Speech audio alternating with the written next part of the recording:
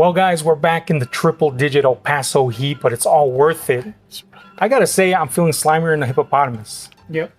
But like I said, worth it because we're back with the man, the myth, the legend, Doc, man, of Doc's Unique Collectibles. Thank you, sir. Appreciate that. Thank you, man, for carving out some time, man, for the guys, boys. For you boys, anything, man. For you guys, anything. I really appreciate this, too. Thank you so much. Now, we promised you that we were going to talk to the most lovable man in the game, and here he is.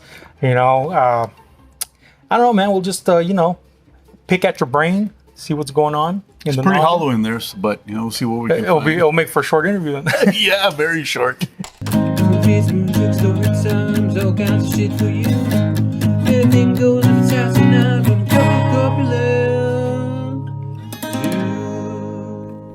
I just gotta say that to nerds like us, like me and Guntik, Doc is like a superhero status, man. So the first question out of this yapper, it's got to do with origins. Every superhero has an origin, and I know that every nerd and geek out there that loves this stuff, they got to start somewhere, man. Yeah. Now, a little bird told me that you're a Star Wars fan, and that's what started you, but I could be wrong. Is that the origin? No, it really is. I mean, my dad, big Godzilla fan, loved Star Trek, and I got to see some of the Star Trek episodes with him growing up as a kid, but when I saw Star Wars, The New Hope, the first one, blew my mind. Oh, it was crazy when I saw the X-Wing fighter. The X-Wing fighter was what did it for me. Just to see the way those things, the wings, how they would open, the sound effects, the noise.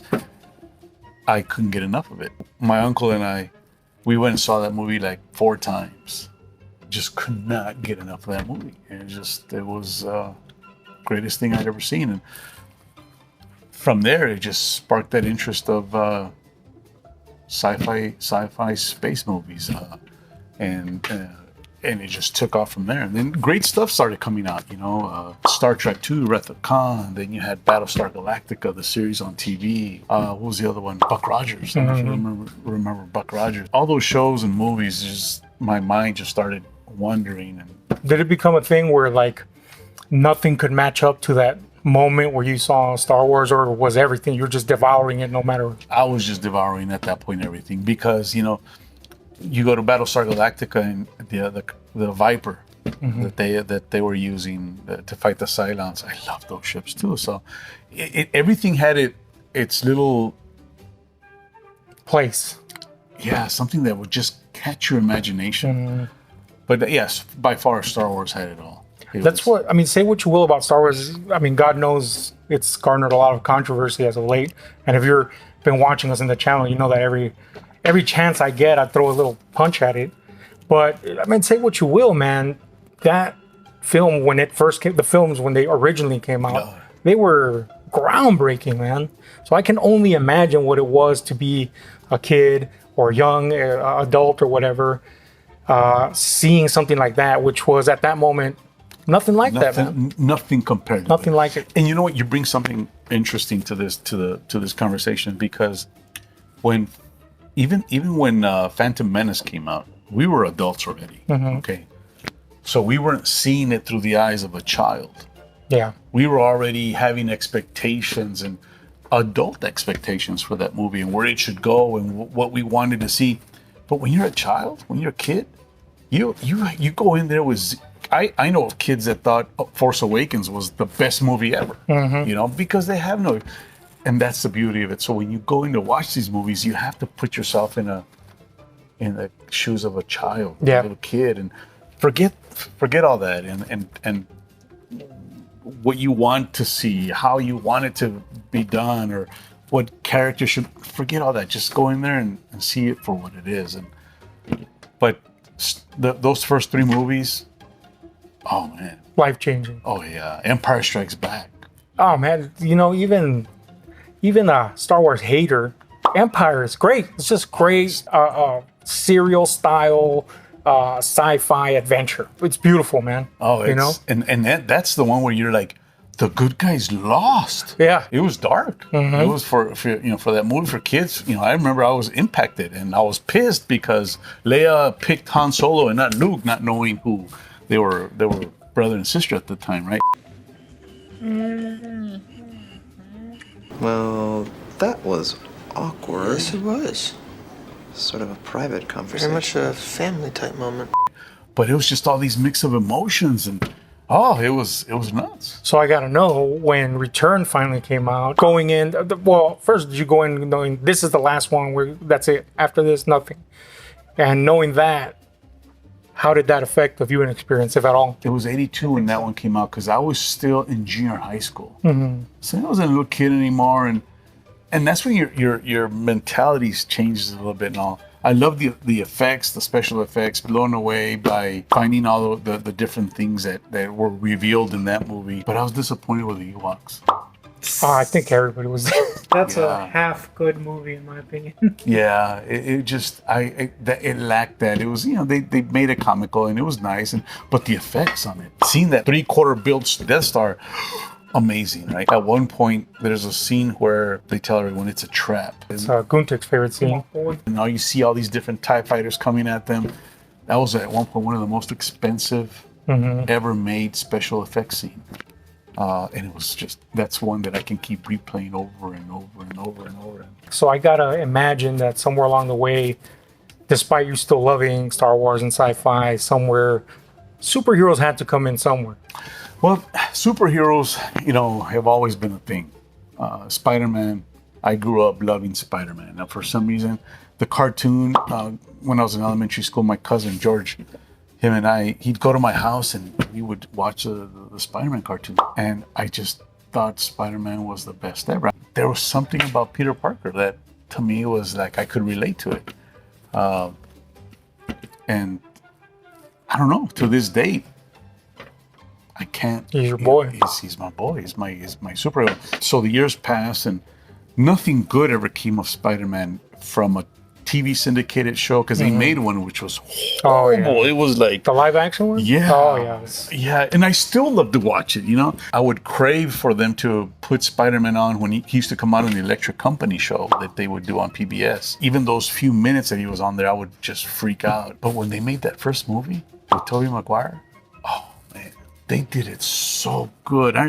I remember I was working as a account executive for a freight company in San Antonio at the time, and I canceled my lunch to go see it. Yeah, to go see that. I canceled my lunch appointment with a customer, and I went to the theater and I watched it alone. I had to watch it. Top priority of the summer.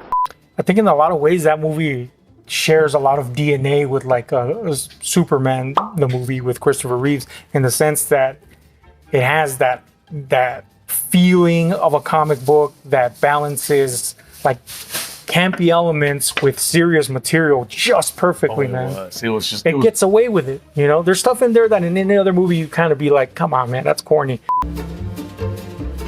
What the hell is even that? But something about the way they did those two movies, it just works. It captures comics perfectly. It does. And for what they did for the time and being the first Spider-Man movie ever, kind of Christopher Reeve, Superman, the first Superman movie. No one beats that. Yeah. No one beats that first. It captures a moment, It does. It's the first time we had seen it in a big screen, and Christopher Reeve just nailed it. He nailed it. And same thing here with Tobey Maguire. Tobey, he's it, man. I'm telling you, when we saw No Way Home, and he's coming and he walks through, like, we were all screaming, man. It was hilarious. It was such a good moment. It was such a good moment. So, and my wife and I sit and talk about it, and we're like, can you believe it? We're watching stuff that's not even real, but they've done such a great job with it. You buy into it so much that your emotions just go out of whack. It's crazy because like we came from a time, both you and I, and even Guntik, where there was none of this stuff existed. And then all of a sudden, boom, there's just an explosion of it. We're bombarded with it. And, as a comic collector, when I was young, all the way into like my mid-20s, at that point in time, it just blew my mind, one. And two, I was just happy that they were making them, even if they weren't good. Like I went to go see Fantastic Four 1 and 2, and I didn't really enjoy them. But I was like, at least they're making, Well, it's funny you say that, because I started watching the Fantastic Four, the first movie they made with Jessica Alba. Seriously, that was I thought okay, I don't know the comic. Mm-hmm. I never read the comic, okay? But for someone that doesn't know anything about it, the way they did that origin movie, it was pretty good. It was really good. Yeah, you know, it gets a lot more flack than it should, because I think people forget that the Fantastic Four were kind of inherently cornball. It was more about family dynamics and you know, this weird origin. And they did, for comic fans, I know it was like a big thing, like Doctor Doom kind of sucks in it. Jessica Alba was not exactly the greatest actress, stuff like that. But it was nitpicking. But at the time, it didn't matter because we were like, at least I, as a comic fan, and I'm sure you, we're just like, they're making these. This is this exactly. is wild, you know. Now we're much more cynical, you know. Now they put out a movie and we're like, it's horrible, and we don't realize kind of like how lucky we got that we even got any of these movies at this rate so constantly. It's every pretty nuts, year, man. I mean, every year we're getting a couple superhero movies per year. Whereas before, we'd be fortunate we get one for every 2-3 years that would go by. It was, And before that, every decade almost, you know. I mean, it was crazy. Yeah. So it's the way it's evolved into what it is now. It's helped to be able to maintain something like this. Exactly. You know? Because I gotta tell you, if it wasn't for Star Wars, after me getting my first job, and I was 16 at the time, that's when I just started devouring the toys. You know, I'd go, and the place I worked at, it was a retail shop, a retail store, and I was just buying two of everything. Just buying two of everything. The curse of the collector, I call it. Gotta get two. You know, and it happened because my dad was such a great example, right? He worked his heart off and he did everything to support the family. He did a phenomenal job as a father. So did my mom. But you know, it was that typical parent structure back then. Dad worked, mom took care of the kids in the household. You know, they were home logistic managers, right? And so we couldn't get everything we wanted. You know, All right. I wanted all the collection, but my dad would get us what he could. So you start making that money. Oh, and, oh man, okay, here I go. I'm gonna go just tear it up, and that's what happened. And I just started buying on impulse, and two of everything. I don't care as long as it had that Star Wars label on it. You got it. I was buying it. Star Wars. I didn't buy as much Battlestar Galactica as I should have. Buck Rogers. I should have bought more of that. I didn't. But I was just buying two of everything, and I'd open one and put the other one away, and then it got to where I'd buy two, and I would just admire them and put everything away. I stopped opening them. I got a question. Do you have something that you regret not buying? Like they still bugs you? Oh yeah, I could name 10 million. a lot of them. You know, like if I knew back then that Transformers was going to be so big, you know, I would have. And I never liked it at the time. I wasn't too crazy about it. My brother was. Voltron, more of the Ninja Turtle sets that were coming out. I kind of would skip those things because if it wasn't Star Wars, Star Trek, Battlestar, I wouldn't pay attention to it. You know, I was going just for what I loved. And hindsight to that, really, as a collector, that's what you have to do. You can't collect everything because that's what I tell everyone. You know, take this hot toy here, the Hydro Stomper. You look at it and you're like, wow, that's pretty nice. But don't buy it just to buy it. Because then you're going to have it there. You're going to go, why did I even buy this for? And Then you get rid of it, and then later you're like, I shouldn't have done probably that. fall in love with it. Yeah. And then you're like, oh man, yeah. Yeah, so you at the moment, and the reality is, especially nowadays, we don't all have that disposable income the way we'd like to. So, and that's what happened back then too. I had to just get the stuff that I loved. But man, if I could have gotten everything that I know now, the value that it has, oof. So now I see stuff that's out of the ordinary. I mean, limited, not too many prints, and I have to get those. And I'll definitely keep those, and I'll put them in. And you work outside that Star Wars wheelhouse now, so Yeah, I do. at least that's a little bit more satisfying. Like, oh, I can get this, and Yeah. Oh yeah. Now I I've got statues like I have a legendary scale, 1/3 scale Spider-Man. They only made 300 of them. that's those big boys, right? Yeah, it's massive. It's just, and the suit is fabric. Oh yeah. Yeah, it's all fabric, and it's a centerpiece at our house. Nice. So, yeah, it's nice. All this reminds me of me in my 20s. You know, the disposable income, the two of each, all that jazz. And admittedly, now that it's tighter times, that helped a lot because I ended up having to sell a lot of my collection. Not wanting to, but having to. But I know this. It gets out of control sometimes. So you end up having all this stuff. So one, do you still have the majority of that stuff, or is it in the wind? No, more than half of it. To be able to start my shop back in 2019, I had to use what I had. I regret it. Because there's a lot of Star Wars, Starship Fighters, vehicles that I had to sell because I needed that income to get this. Loans were not coming left and right, and I had to do pretty much what you had to do. I had to sacrifice a lot of things to be able to get this, and that's why we take so much pride at this, because it wasn't handed down. It wasn't like, oh, here's all this dolly amount of money. No, I had to do this. My wife and I sacrificed a lot to be able to put this together, and it's been worth it. It's been fun.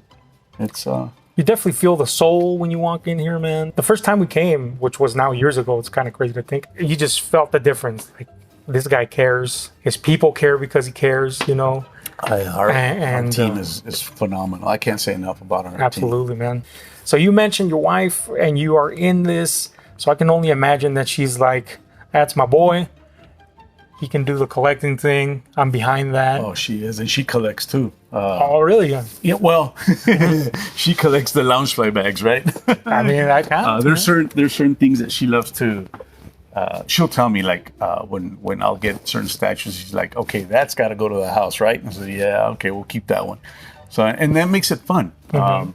There's times where we've done a little bit of a cosplays as well together. When we did Comic-Con, she's cosplayed with me. So it's so much better, because when your significant other's with you, you just, I don't know. I can't. It's a nonstop adventure, man. It is. It's just so enjoyable because you're doing it now full 100% on, and you just enjoy it so much. Because I'll put it to you this way, okay? Let's say you go to Disney. Disney, they have so many fun rides. Right. And you're by the Disney ears and shirt and everything, and your significant other is just dragging their feet through the whole process. I think I'd play that role. Why do you want to get on that? Look at the line. I don't want to do that. And why am I here? It drags. And it's such a great place to be at, and now you're miserable. That could happen, because not everyone loves this. It's you gotta have a passion for it, and it's sad. And also because sometimes they don't understand. Buying one of these is not just something you're gonna take on and play with it. You're gonna pose it, you're gonna enjoy it, and it's gonna hold its value. It's an investment, Some people like high dollar statues, or not statues, but what's it called? Ornaments or museum pieces, art frames, artwork. Really, anything. If you think about it, there's people that like collecting vases. There you go. That's what I'll show. Yeah, vases. All kinds of stuff. But they look. Yeah, to us that's trash, and then to them our stuff is trash. Yeah. So that's what this is, and that I've had to explain that to a couple of spouses. It's just, this isn't just a toy. That's why I wanted to be known that we're not a toy store. That's our motto, right? We're not a toy store. We're a collector's dream shop, because it's not just a toy. It's something that you're gonna collect, you're gonna display, you're gonna be proud of, you're gonna enjoy, and if things get tight, you have an investment there with you. You can always turn that around. You can always turn that around. So, but when your spouse is behind you, or your significant other, or man, it just makes it a lot better. And that's the one thing I've gotten to see here is so hilarious. The the girlfriend will come in or the wife will come in, and I don't want my husband to know, and I want to get. And they're all so excited, and it just gets you pumped up because you're like, all right, you know. And then you get the husbands that come in and says, please make sure you tell my wife I was not here. Says, yes, sir, but I hate to lie, man. And you know, it's the kind of the result of these movies having popularized this type of material so much that it's now kind of acceptable for the mainstream crowd. Yeah. Which is great. Like you said, in a lot of ways that contributed to this becoming a reality for you, this shop, because... And have you noticed the difference too now? It's not just about superheroes or DC or Marvel. Anime. Mm-hmm. I had no idea about anime till I started doing this. And our customers were asking, hey, what about Pokemon? Or what about, what's these, Boruto? I'm like, aren't they the same? No, they're not. They sound the same, but no, they're not. And it's just crazy, the variety of options that are out there. Yeah. You know, it doesn't have to be all Marvel. It doesn't have to all be Star Wars, because like you said, there's people that can't stand it, especially now. It's what's happened in the recent years. But there's so many other options. I had we also have Disney dolls, and I've got families that come in and just drool all over them. So how do you handle something like, say you're not familiar with a particular fandom, and you know there's people out there that are interested in it? How do you handle bringing it in? And obviously you can't go, I'm going to get everything. No, you can't. How do you... Well, to starters, Nayeli's phenomenal. She between her and I, we do a lot of brainstorming. And the other way is you have to talk to the customers. You know, they'll ask you, why should I come buy a McFarlane or a what's the other, Marvel Legends here when I can go get it at a big box retailer? Well, here we're going to talk to you. At a big box retailer, they don't care what you buy. We do, and we start finding out, hey, you know, do you carry this, or I've been looking for this, or I want it, and we try our best to get that item. I mean, I will go out of my way to try and find that stuff, and that's how we find out what to get, and that's how we've learned, specifically like on the anime side of it, because I had no idea who Chocho was, you know.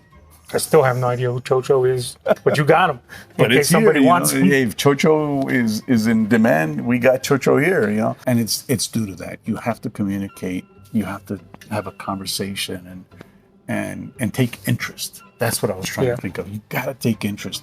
You can't just, you know, expect everyone to walk in and expect everyone to buy something and then expect them to come back. How are you going to do that if you don't know what their interests are?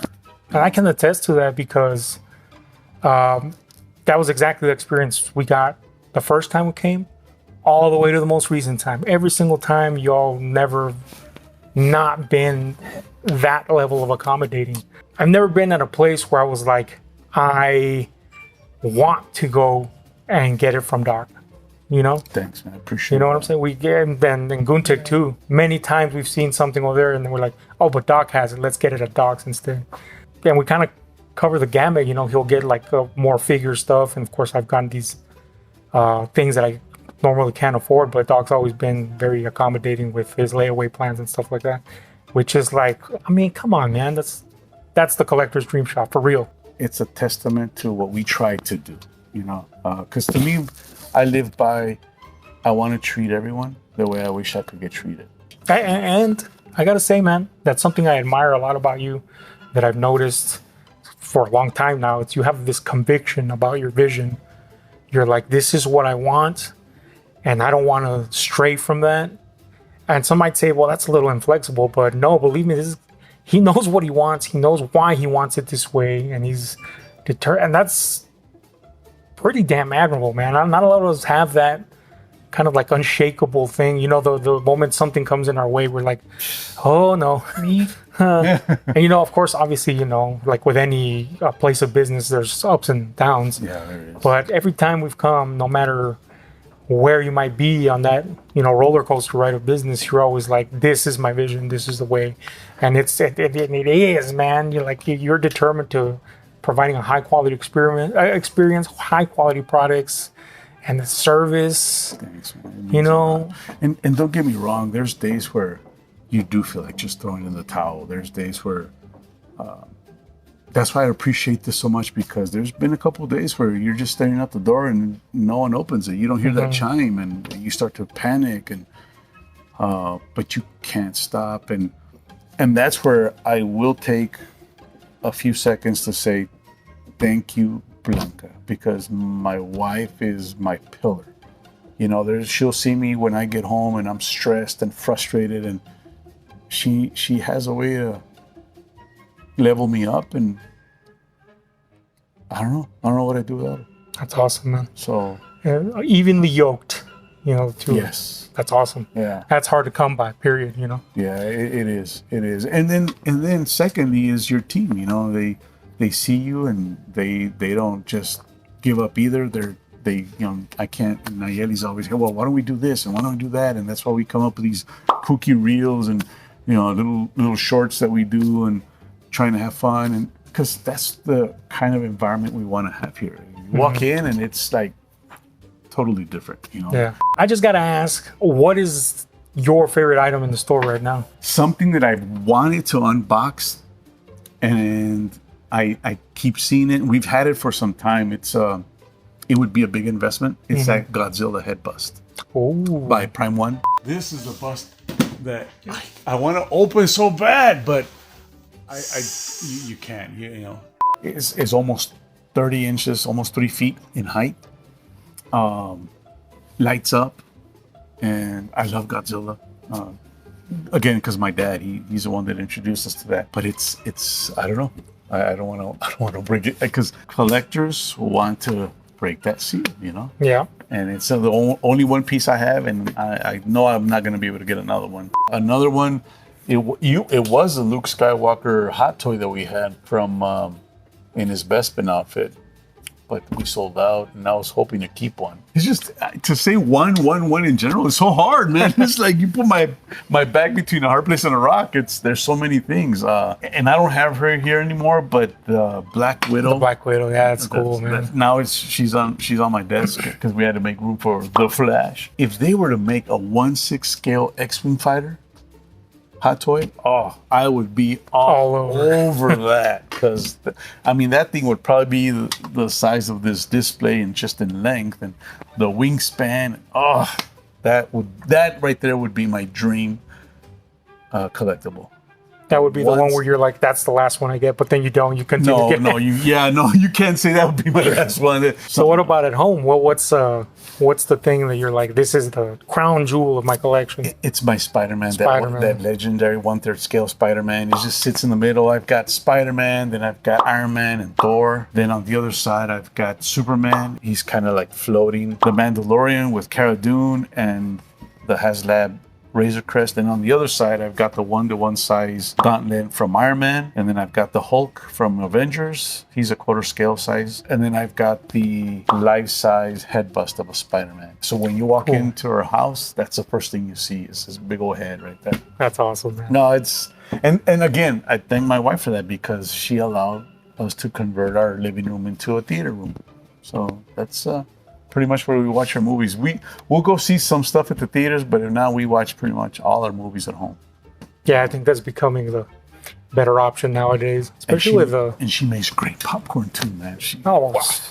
You got it all down, man. I'm envious now. All right, Doc, man, I want to thank you for this, but we can't leave Docs without something special. We got a little treat.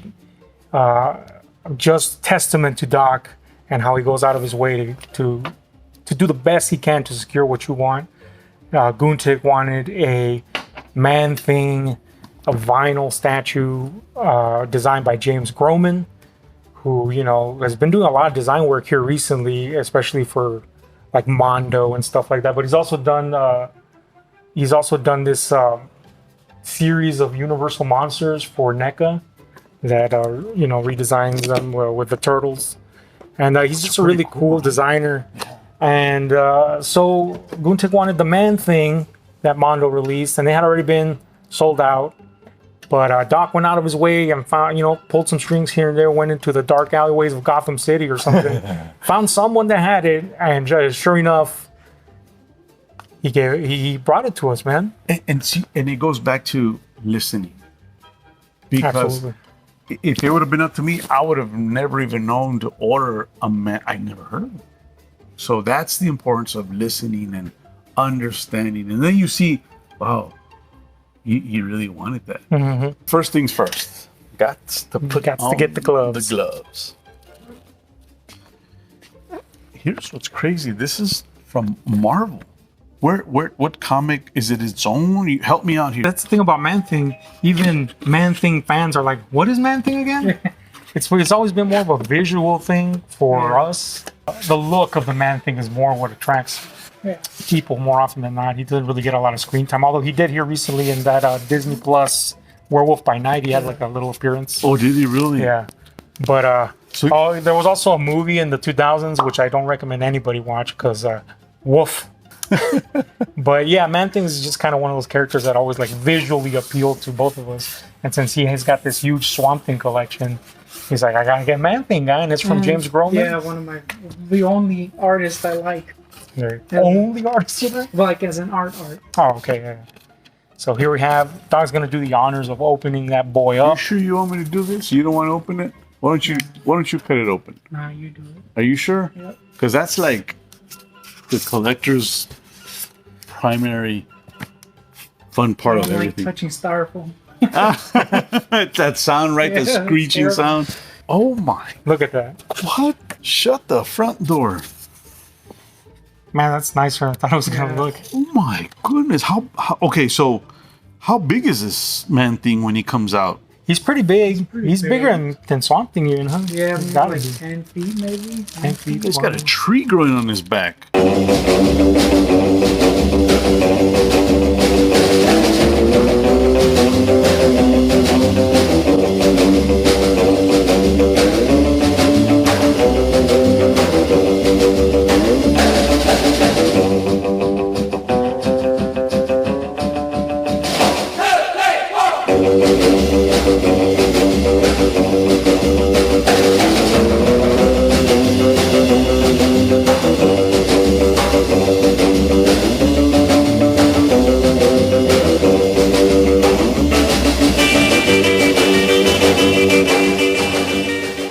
Make that collectible dream come true. We'll work with you. You work with us, we'll work with you on making sure that it happens. Again, the man, the myth, the legend. You know, can't say it enough, Appreciate man. it, man. Thanks, Doc, for all this, man.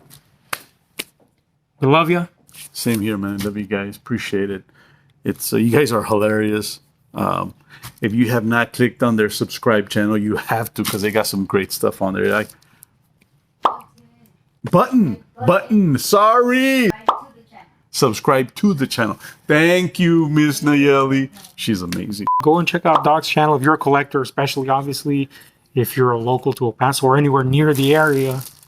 Man, go to his channel and see what goodies he shows you, and know that they'll probably be available here unless he sells them because obviously things move, you know. Yeah. You got to jump on them. And that's it. Thanks for joining us, guys. You guys take care. Hopefully we'll see you here soon. Hey guys, remember, this is the way. Y'all come back.